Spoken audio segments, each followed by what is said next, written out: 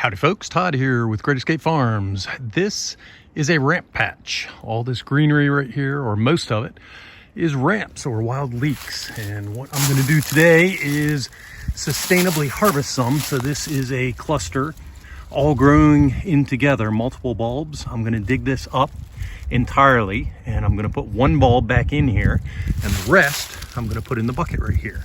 I will take the ramps back to my place, put it in potting soil, get them growing, and then I will sell them at market and hopefully get other people growing ramps. Ton of them here.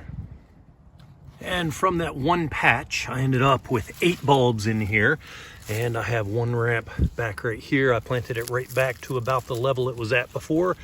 We will let it grow, and that one is not mature, so it's not going to give us any seed tonight. We need 3 leaves for that, like this one right here. This one has 3 leaves, so it will give us a seed head, which will actually propagate, drop seeds and propagate and give us a bunch more. So generally I'll try to leave the more mature ones to go ahead and leave seed here. In this case, I just had the choice of 2 leaves there because everything had 2.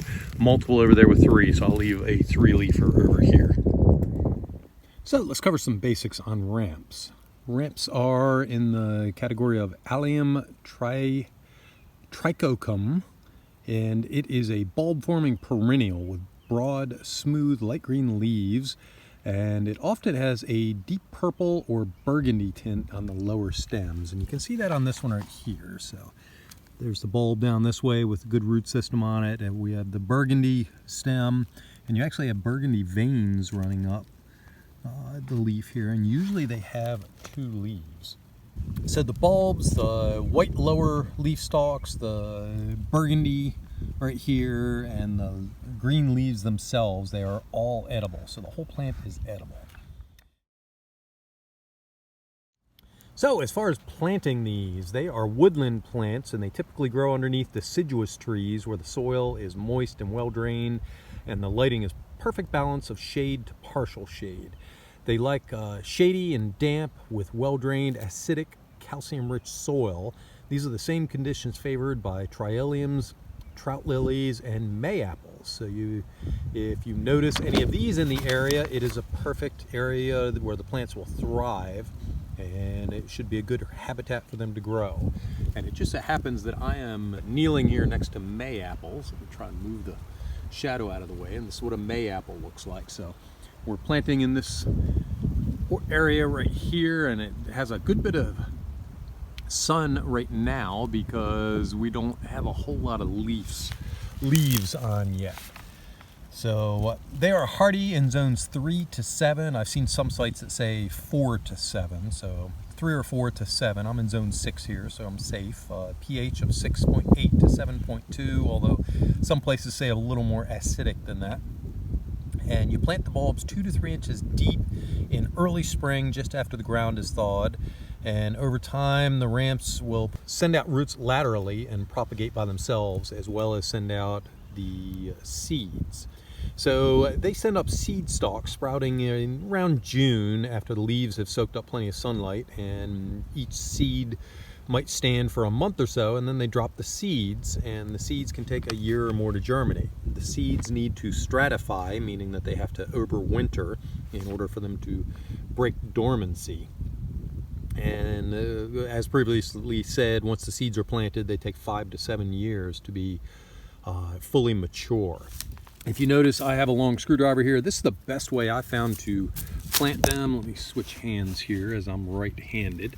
And what I have found is kind of stab it, and I go around and come up with a hole right here.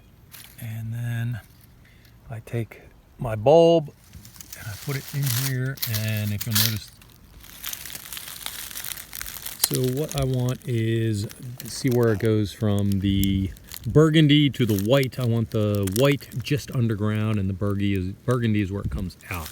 And then I push the soil up against it, I firm it up good, and then I put lots of leaf litter around it and water it real well.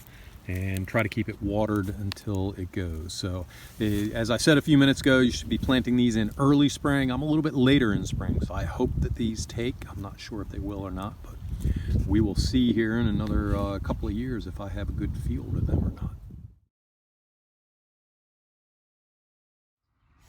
We are back at the farm and we're potting these up. So I will put 3 in a pot and I will hold them up so the roots go down, and then I will add potting soil around them.